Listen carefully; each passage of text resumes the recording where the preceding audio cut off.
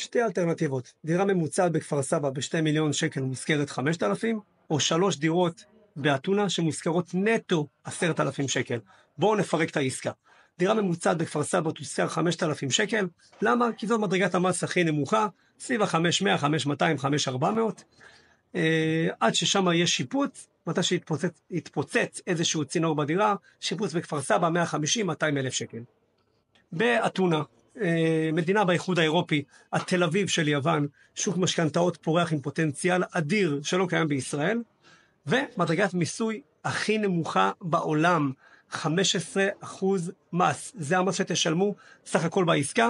תתייעצו עם עורך דין ורואה חשבון, ותראו שכנראה מה שאני אומר יחסית מדויק, אם עושים את זה נכון.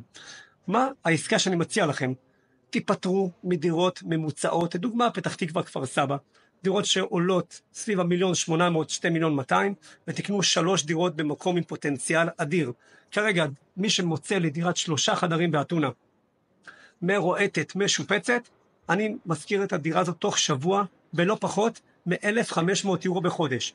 בואו נהיה פסימיים, 1,200, 1,300 יורו בחודש, לא פחות מ-5,000 שקל בחודש. אם מדבר נטו, נשאר בסוף אחרי הוצאות ניהול, עניינים, גם יש את העמלה שלי, 10,000 שקל בחודש, פשוט קלאסי. איך נפטרים מהדירה בכפר סבא?